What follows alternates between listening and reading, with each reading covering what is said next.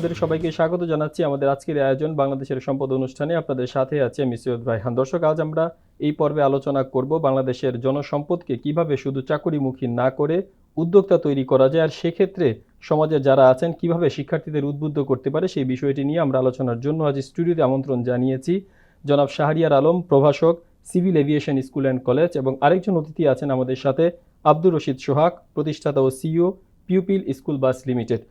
জনাব শাহরিয়ার আলম এবং জনাব সোহাগ, আপনাদেরকে স্বাগত জানাচ্ছি স্টুডিওতে। শুরুতে আমি যাচ্ছি শাহরিয়ার আলমের কাছে। শাহরিয়ার আলম, আপনি একটি কলেজে পড়ান এবং সেই সাথে স্কুল এবং কলেজের যে শিক্ষার্থী আছে তাদের সাথে আপনার বেশ একটি সম্পর্ক আছে। একটু বলবেন যে আজকের এই আয়োজনে আমরা চাচ্ছিলাম যে বাংলাদেশের যে জনসম্পদটি আছে তাদেরকে আমরা শুধু কলেজ শেষ হওয়ার পরে বিশ্ববিদ্যালয়ের গণ্ডি পেরিয়ে চাকুরি না করে উদ্যোক্তা তৈরি করতে চাই।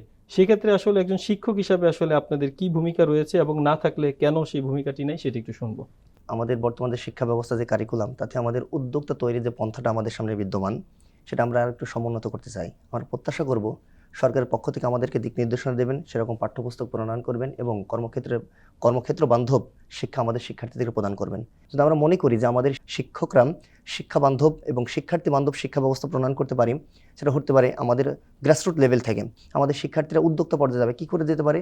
প্রাথমিক থেকে তারা শিখবে যে এটা হলো আমাদের প্রয়োজনীয় জ্ঞান, যেমন ধরতে পারি কৃষি, যেমন ধরতে পারি আইটি সেক্টর, যেমন ধরতে পারি আরও ব্যবসায় বিষয়গুলো। যেমন আপনি যদি বলেন যে আমাদের বিজনেস শিক্ষাটা হয় কখন? ক্লাস 9 থেকে। তার আগে আমাদের জেনারেল শিক্ষা। তো একটা শিক্ষার্থী যখন জেনারেল শিক্ষা ক্লাস 8 পর্যন্ত আমরা শুধু কি আনন্দ শিক্ষা করে থাকবো? সে তো প্রথম থেকে শিখবে এটা বিজনেস।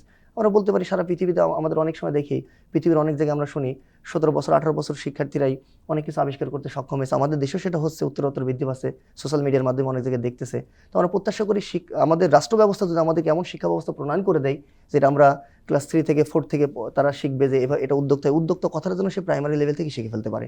নেক্সট যখন সে 6-এ পার হবে তখন সে দেখবে হাতে কলমে শিখবে কী করে মৎস্য চাষ করতে হয়, কী করে কৃষি খামার করতে হয়, কী করে গরু পালনের মাধ্যমে আমাদের দ্রুত উপার্জন করতে সক্ষম হয়, সরকার কি কোন কোন সেক্টরগুলোতে হেল্প করে, কোন কোন সেক্টরগুলোতে সরকার আমাদের আরও অগ্রগামিতার দিকে ধাবিত করে। এই শিক্ষাগুলো আমাদের যদি সরকার আমাদের সামনে উপস্থাপন করে এবং আমরা সেগুলো যদি শিক্ষক হিসেবে শিক্ষার্থীদেরকে পরিপূর্ণ শিক্ষা দিতে পারি, তো আমরা প্রত্যাশা করি বেশি সময় লাগবে না একটা শিক্ষার্থী, অর্থাৎ যেটা এসএসসি বলে থাকি আমরা, আমাদের সেকেন্ডারি সিস্টেমে যাওয়ার আগেই তারা উদ্যোক্তা হওয়ার জন্য মানসিক প্রস্তুতি গ্রহণ করবে। সেকেন্ডারি শেষ করে তারা ইউনিভার্সিটি গিয়ে তখন থেকে তারা উদ্যোক্তা হতে পারে। তো আমরা দেখি যে উদ্যোক্তা হতে গিয়ে তখন উদ্যোক্তা হয় আমাদের দেশের শিক্ষার্থীরা যখন এসএসসি শেষ করে, এইচএসসি শেষ করে, গ্র্যাজুয়েশন করে, পোস্ট গ্র্যাজুয়েশন করে, 5-7 বছর বিসিএসের পেছনে দৌড়াদৌড়ি করে, চাকরির পেছনে দৌড়াদৌড়ি করে, যখন কোনো কিছু হয় না তখন সে নিজেকে মনে করে আমি এসে একটা উদ্যোক্তা হতে চাই। তো তখন তো জীবনের প্রায় মধ্যভাগ শেষ। এটার একটা ভিন্ন উদাহরণও আপনার সামনে আছে। আব্দুর রশিদ সোহাগ আমাদের সামনে আছেন, যিনি হয়তো অনেক কিছুর পেছনে ছোটাছুটি করেননি, ভিন্ন একটি উদ্যোগ নিয়েছেন। একটু আপনার থেকে জানতে চাবো আব্দুর রশিদ সোহাগ, যে আপনি একজন উদ্যোক্তা, আপনি একটু বলবেন যে আসলে কি ধরনের উদ্যোগ আপনি নিয়েছেন, আর হচ্ছে গিয়ে এই উদ্যোক্তা হওয়ার পেছনে আসলে আপনার প্রেরণা কি কাজ করেছে? আমরা মূলত বাংলাদেশে প্রথমবারের মতো technology based school bus system নিয়ে কাজ করছি এবং সেটা জাস্ট নিরাপদ স্কুল যাত্রা নিশ্চিত করবে বাচ্চাদের আর অভিভাবকদের ভোগান্তি কমাবে। এই দুইটা মিশনকেই আমরা মিশন হিসেবে নিয়েছি এবং বাংলাদেশের প্রত্যেকটি স্কুলে আমরা চাই স্কুল বাস সার্ভিসটা সিস্টেমটা আসুক, যাতে উইদাউট স্কুল বাস কেউ স্কুলে অ্যালাউ না হয়। তো এই উদ্যোগটা নেওয়ার পেছনে আমার নিজের কিছু ফ্যামিলির ইনসিডেন্ট ছিল, ছোট একটা ইনসিডেন্ট ছিল আমার ফ্যামিলির, ওখান থেকে আমি উদ্বুদ্ধ হয়েছি। এবং পাশাপাশি আমরা দেখেছি যে আমরা ঘরে বসেই এখন ফুড অর্ডার করতে পারি, দেন গ্রোসারি অর্ডার করতে পারি, আমরা কোনোখানে যাওয়ার জন্য ট্রান্সপোর্টেশন বুক করতে পারি আমাদের ইয়ার মাধ্যমে, হোটেল বুক করতে পারি অনলাইনে, সব কিছু আমরা এখন অনলাইনে পারছি। কিন্তু বাচ্চার নিরাপত্তার বিষয়টা নিয়ে আমরা কেউ কাজ করছি না। যেহেতু এই কাজটা অনেক চ্যালেঞ্জিং, হয়তো কেউ করার সাহস পায় না বা অনেকে চিন্তা করছে করে নাই, অনেকেই কিন্তু করছে পাশাপাশি। তো আমরা জাস্ট এটাকে আরেকটু আপডেট করলাম, সেটা হচ্ছে আমরা টেকনোলজি দিয়ে অভিভাবকদেরকে আরেকটু হ্যাসেল ফ্রি করলাম। তো এই উদ্যোগটা নেওয়ার পেছনে কারণ হচ্ছে আমাদের দেশে আমরা যদি সবসময় জবই খুঁজতে থাকি বা আমি যদি জব খুঁজি, তাহলে আমাকে জব দেওয়ার প্রতিষ্ঠানটা কই? আমাদের সরকার বা আমরা জানি বাংলাদেশে প্রতি বছর 30 লক্ষর মতো গ্রাজুয়েট পাবলিক স্টুডেন্ট বের হয়, যারা বেকার হিসেবে আমরা পাই আর কি তাদেরকে। তো এদেরকে অ্যাকোমোডেট করা সরকারের একার পক্ষে কখনোই সম্ভব হয় না। এটা হচ্ছে প্রাইভেট আমাদের প্রতিষ্ঠান যারা আমরা আছি, যারা আমরা উদ্যোক্তা বলি বা যারা স্টার্ট আপ বলি, এদেরকে এগিয়ে আসতে হবে। আমি যদি 10 জনকে অ্যাসাইন করতে পারি আমার প্রতিষ্ঠানে, তাহলে কিন্তু আমাদের সেই বেকারত্বটা আমরা কমাতে পারি। আর আচ্ছা, পাশাপাশি জনাব সোহাগ, একটু আপনাকে থামাই যে আমাদের আরেকজন অতিথি শাহরিয়ার আলম উনি বলছিলেন যে জি। আমাদের যে এডুকেশন সিস্টেম জি। এবং পাঠ্যপুস্তকে আসলে যেভাবে দেয়া সেখানে আসলে উদ্যোক্তা তৈরির বিষয়টা খুব সহজভাবে তৈরি করা যাচ্ছে না। যে তা আপনি কি এই যে এই জায়গাটাতে একমত কিনা? পুরোপুরিটাই একমত বলা যায়, কারণ হচ্ছে আমাদের দেশে আসলে কারিগরি শিক্ষা একদম ছোট থেকে আমরা দেখি না, আমরা দিতে পারি। আমি বাইরের কান্ট্রিতে যেটা দেখেছি সেটা হচ্ছে ওদের একটা ডিসকভারি ল্যাব আছে, ওদের প্রত্যেকটা ক্লাসের জন্য আলাদা আলাদা এক্সপেরিমেন্টাল বিষয়গুলো ওরা একটা হাবে নিয়ে আসছে। প্রত্যেকটা স্কুলের 1-2 দিন জাস্ট কিছু সেশন থাকে যে এখানে নিয়ে আসবে, তাদেরকে তাদের হ্যান্ডস অন কাজগুলো শিখাবে। যেমন কেউ ডাক্তার হতে যাচ্ছে, আমি একটা জুন করছে, ওখানে পুতুল একটাকে তারা ব্যান্ডেজ দিয়ে ফেলে রাখছে এবং ওই যে বাচ্চারা গিয়ে ডাক্তারে স্টেথোস্কোপ দিয়ে ওরা পরিমাপ করতেছে, অনেকে ব্যান্ডেজ করতেছে পুতুলকে। ওরা কিন্তু ওখান থেকেই শিখতেছে যে কিভাবে তার হাত কাটলে বা তার ফ্রেন্ডের হাত কাটলে সেখান থেকে সে মানে ব্যান্ডেজ করতে ফার্স্ট পারবে, এইডের যে ফার্স্ট বিষয়গুলো। এইডের বিষয়গুলো প্র্যাকটিক্যাল এবং এডুকেশন আরো বিষয়গুলো যে এক্সরে কিভাবে করে। আমাদের বাচ্চারা কিন্তু এখনো ডাক্তারের কাছে যেতে ভয় পায়। হ্যাঁ, সে কেন ভয় পাবে? তাকেই যদি আমরা দেখাই যে তুমি ডাক্তারি এইগুলো করে, দেন হচ্ছে ওরা এভাবে ছেড়ে দেয় যে আমরা বলি না যে আমার ছেলেকে ডাক্তারই হইতে হবে। হ্যাঁ, ও কিন্তু ইঞ্জিনিয়ার হওয়ার মন মানসিকতা, আমি জানি না, আমার ছেলে আমি ইম্পোস্ট করে দিয়ে দিলাম যে তোমাকে ডাক্তারই হইতে হবে। ওখানে ওরা ছেড়ে দেয়, ওপেন আছে, ওখানে ইঞ্জিনিয়ারিং সেকশন আছে, ডাক্তারি আছে, সব কিছুই আছে, রিসার্চার থেকে শুরু করে লেখক, কবি, যার জোন আলাদা, সবাই সব জায়গায় অ্যালাউ। কিন্তু কে কোথায়, আমার বাচ্চাটা কোথায় যাচ্ছে, আমি প্যারেন্টস হিসেবে যখন যাব, সে বারবারই যদি ডাক্তারের দিকে যায়, ওগুলোই তার ভালো লাগে, আমি বুঝতে পারবো যে আমার ছেলেটাকে ডাক্তারিতেই আমি আস্তে আস্তে উদ্বুদ্ধ করতে পারি, ইঞ্জিনিয়ারে গেলে ইঞ্জিনিয়ারিং। এই যে জিনিসটা আমাদের দেশে এটা একদম সহজেই করা যায়, এটা এমন কিছু না যে এটা করতে হলে আবার নতুন করে কারিকুলাম। আমাদের কারিকুলাম অলমোস্ট ভালো আছে, আমাদের এখানে কিছু এক্সট্রা অ্যাক্টিভিটিস আমাদেরকে বাচ্চাদেরকে অ্যাড করাইতে হবে। বিজনেসের ক্ষেত্রে তাকে উদ্বুদ্ধ করা হচ্ছে যে কিভাবে বিজনেস করা যায় বা কি করলে সে বিজনেস করতে আচ্ছা, পারবে। আপনি কি মনে করেন যে এই বিষয়গুলোর ক্ষেত্রে জি, শিক্ষকদের একটা, অভিভাবকের পরে শিক্ষকদের একটা ভূমিকা আছে কিনা? সবচেয়ে বেশি ভূমিকা শিক্ষকদের। অভিভাবকের সাথে আমার মনে হয় না বাচ্চারা এত বেশি থাকে যতক্ষণ না শিক্ষকদের সাথে থাকে। সকাল 9টা থেকে 5টা যদি আমরা স্কুল ধরি, প্রায় এই টাইমটাতে 7 ঘন্টা 8 ঘন্টা স্কুলেই থাকে, শিক্ষকদের সাথেই থাকে, বন্ধু বান্ধবদের সাথেই থাকে, স্কুলে তাকে একটা প্রাতিষ্ঠানিক শিক্ষা সে পায়। সেখান থেকেই তাকে উদ্বুদ্ধ করা উচিত। সে বাসায় এসে প্রাইভেট থেকে শুরু করে খাওয়া দাওয়া করেই কিন্তু ঘুমিয়ে যায়, আবার সকালে স্কুলে বা প্রাইভেটে চলে যায়। তো স্কুলের শিক্ষকদের অনেক বেশি এখানে অবদান রাখা উচিত এবং শিক্ষকদেরকেও এটার জন্য প্রিপেয়ার্ড রাখা উচিত যে ছেলেদেরকে উদ্যোক্তা বানানোর বা উদ্বুদ্ধ করার শিক্ষাগুলো বা নিজের থেকে শুরু করে। এখনই ধরেন আমাদের কারিকুলাম নাই, গভর্নমেন্ট আজকেই চেঞ্জ করলো না, কিন্তু আমরা কেন, হোয়াই নট, আমাদের শিক্ষকরা কেন এটা চেঞ্জ করবে না? তারাই তো বাচ্চাদেরকে বা ছেলেদেরকে, শিক্ষার্থীদেরকে বলতে পারে তোমরা শুধু ডাক্তার, ইঞ্জিনিয়ার, বিসিএস এগুলোতে ফোকাস হওয়ার দরকার নাই, তোমার পুকুর আছে, তুমি মাছ চাষ করো, ছোট করে একটা ক্ষেত করো যেখান থেকে তোমার ফসল সবজিগুলো উঠে আসবে, তুমি তোমার অভিজ্ঞতাটা ওখান থেকেই অর্জন করো। দেন সে বুঝতে পারবে কি কি রোগ হচ্ছে, কেন হচ্ছে। সে বড় স্কেলে করতে গেলে যে ধাক্কাগুলো পরবর্তীতে পাবে সেটা কিন্তু ছোটবেলা থেকেই সে আস্তে আস্তে রিস্ক মুক্ত হয়ে যাচ্ছে। হয়ে যাবে। একটু এই বিষয়ে একটু শুনবো শাহরিয়ার আলমের কাছ থেকে। আমাদের সোহাগ ভাই যেটি বলছিলেন, আসলে উদ্যোক্তা তৈরির ক্ষেত্রে অভিভাবকের পরে শিক্ষকদেরও কিন্তু একটি ভূমিকা আছে।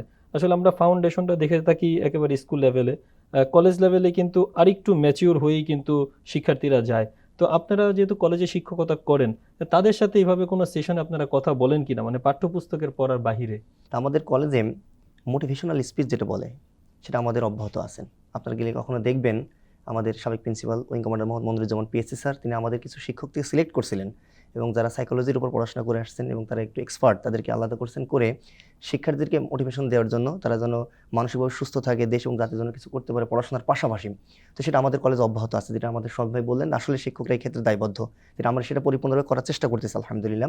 আমাদের ফিল্ড আছে, আমাদের ছাদ বাগান আছে, ছাদ বাগানের নিচে তাদেরকে দেখাচ্ছে, তারা দেখে, দূর থেকে দেখে ছাদ বাগানে ফলের চাষ হচ্ছে, আমাদের শিক্ষক মহোদয় সেখানে চাষের ব্যবস্থা করছে। এমনকি আমাদের কলেজের পাশেও সেখানে কলা বাগান করা হয়েছে, যেন শিক্ষার্থীরা সেখানে অনুপ্রাণিত হয়, একটু তারা বুঝতে পারে যে না, পড়াশোনার পাশাপাশি হাতে কলমে শিক্ষার গুরুত্ব আছে। আমরা যদি তাদেরকে একটু অনুপ্রাণিত করতে পারি, একটু উদ্বুদ্ধ করতে পারি, আমরা প্রত্যাশা করব বেশি দূরে নয় আমাদের শিক্ষার্থীরাও তারা উদ্যোক্তা হওয়ার জন্য মুখিয়ে আছেন। আমাদের বাংলাদেশকে অগ্রগামী করতে হলে, অর্থনৈতিক সমৃদ্ধি নিয়ে আসতে হলে তাদেরকে কিছু করতে হবে। তো আমরা প্রত্যাশা করব যে সোহাগ ভাইয়ের কথার সাথে একমত হয়ে, আপনার কথার সাথে একমত হয়ে, যে আমরা শিক্ষক আমরাও তাদেরকে অনুপ্রাণিত করতে পারি।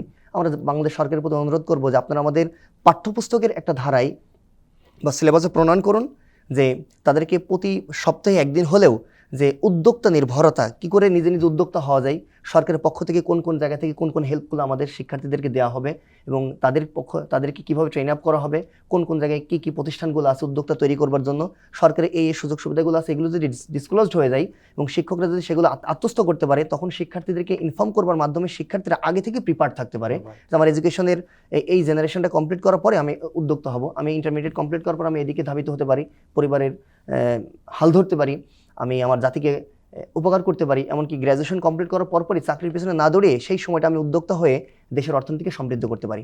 আমি মনে করি যে সরকার যদি আমাদেরকে একটু সহায়তা করে, আমাদেরকে যদি শিক্ষা ব্যবস্থা একটু যেটা আছে যৎসামান্য একটু যদি সংশোধন করে আমাদেরকে একটু দিক নির্ণয় করে দিতে পারে, তা আমাদের জন্য সহজে যায়। আব্দুর রশিদ, সোহাগ ভাইয়ের কাছে একটু যাব, একটু বলবেন যে কি মনে হয় যে শুধু টাকা থাকলেই কি উদ্যোক্তা হওয়া যায়? অলরেডি কিন্তু আমাদের বাংলাদেশ সরকার এই কাজগুলো করছে, এখনও কলেজ পর্যায়ে যায় নাই, ইউনিভার্সিটি পর্যায়ে। আমি যেমন চিটং ইউনিভার্সিটিতে একটা ইনোভেশন হাব করা হয়েছে, জাস্ট যারা স্টার্ট আপ নিয়ে কাজ করবে, উদ্যোগ নিয়ে কাজ করবে, তাদেরকে আমরা 3 মাস যাবত একটা কোহোর্টে নেই, দেন তাদেরকে ট্রেন আপ করি, দেন তাদের একদম আইডিয়া থেকে শুরু করে বিজনেস মানে স্টার্ট করা পর্যন্ত আমরা তাদেরকে সাপোর্ট দিয়ে যাই, এবং ওয়ার্ল্ড ব্যাংকে তাদেরকে একটা সিড অ্যামাউন্ট দেয় যাতে তারা তাদের এমবিপিটা রেডি করতে পারে। তো আমি এরকম 6টা কোহেটের লিড মেন্টর হিসেবে ছিলাম গত 1.5 বছর, রিসেন্টলি আবার হয়তো শুরু হবে, এবং সেটা ঢাকার বেশ কিছু ইউনিভার্সিটিতে এবং বাংলাদেশের প্রায় 10 থেকে 12টা ইউনিভার্সিটিতে অলরেডি রানিং আছে, এবং ইউনিভার্সিটিতে তারা খাবার সাপ্লাই থেকে শুরু করে এই ধরনের বেশ কিছু উদ্যোগ নিয়ে তারা অলরেডি রানিং আছে।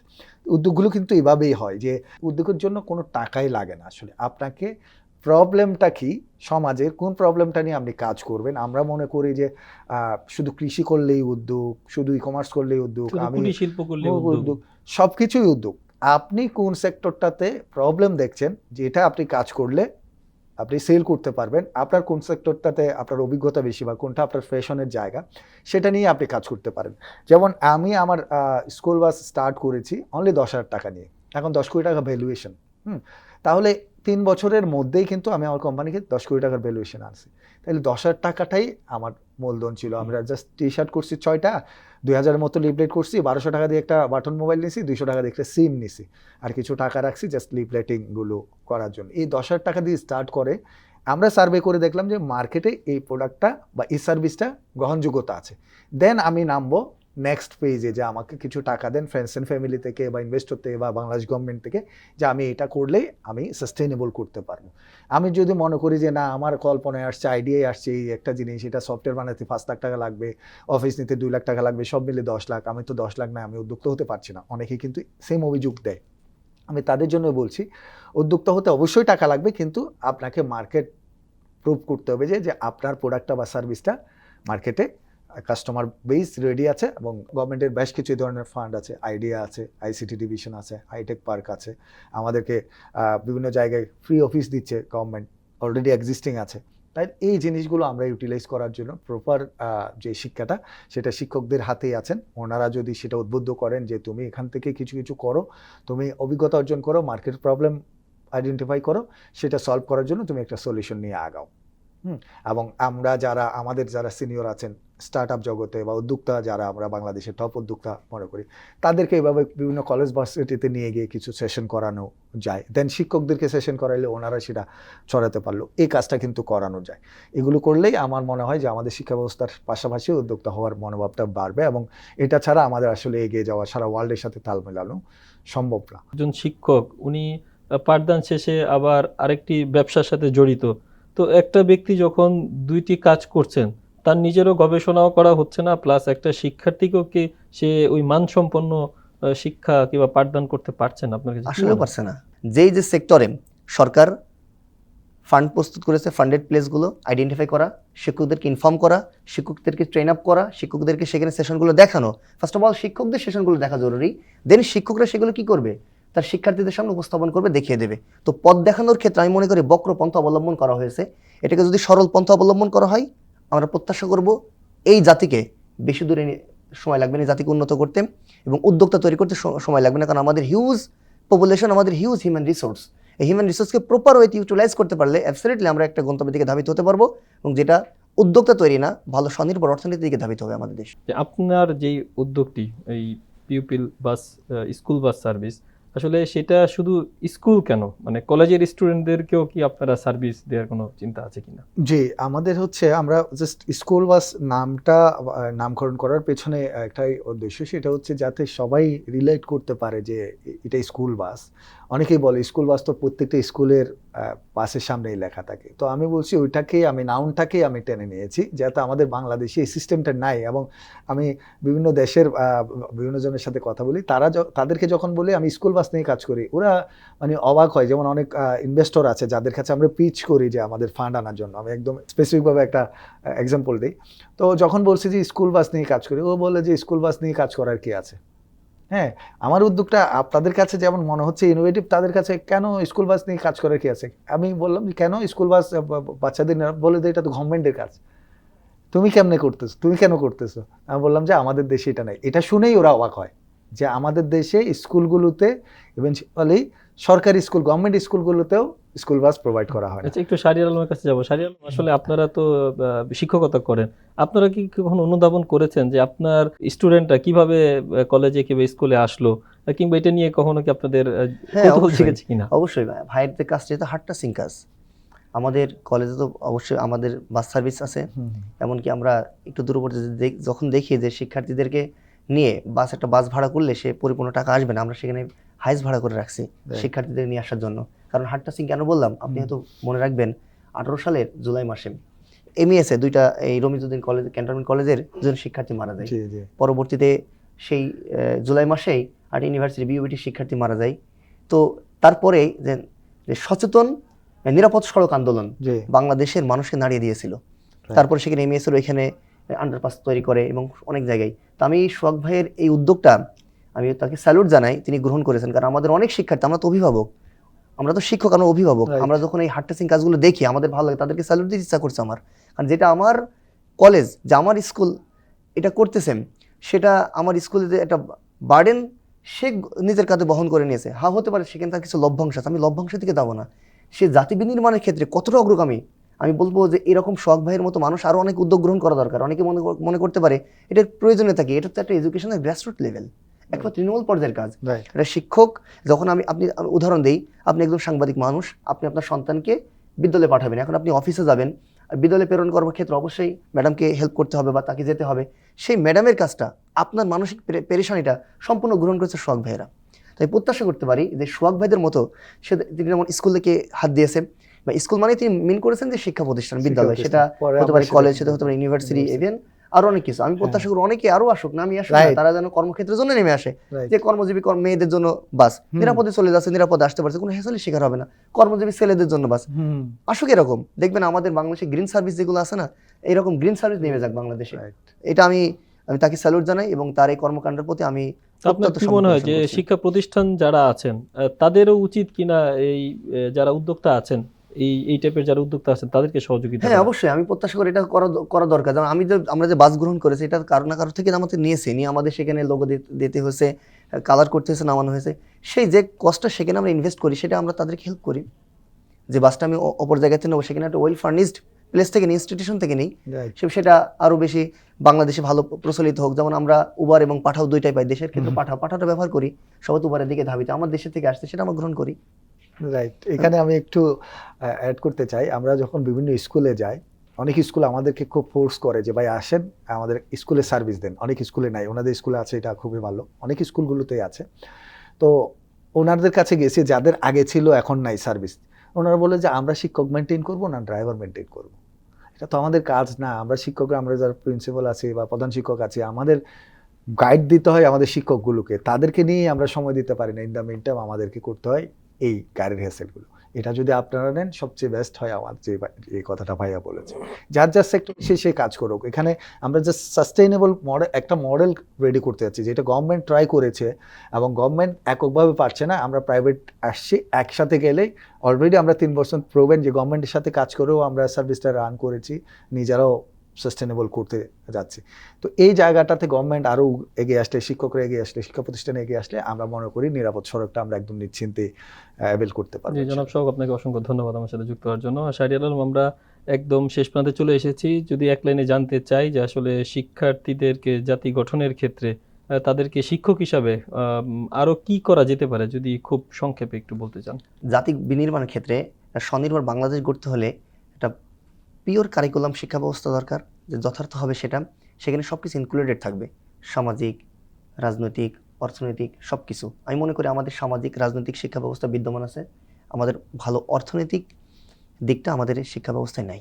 তো আমরা প্রত্যাশা করব সরকারের প্রতি আহ্বান থাকবে, নীতি নির্ধারকদের প্রতি আহ্বান থাকবে, যেন সে ক্লাস 3-র পর থেকে সে আমাদের অর্থনীতি সংক্রান্ত বিষয় যেন অনুধাবন করতে পারে, এবং 6-এর পর থেকে সে যেন সে আত্মস্থ করতে পারে, এবং এসএসসির পর থেকেই ইন্টারমিডিয়েট করার পরে আর অনার্স বা মাস্টার্স করার পরে সে যেন আর চাকরির দিকে দৃষ্টিপাত না করে, কারণ আমাদের চাকরির সেক্টরগুলো বৃদ্ধি পাচ্ছে না। আমাদের উদ্যোক্তা হওয়া ছাড়া বাকি অন্য কিছু আমরা পন্থাও দেখছি না।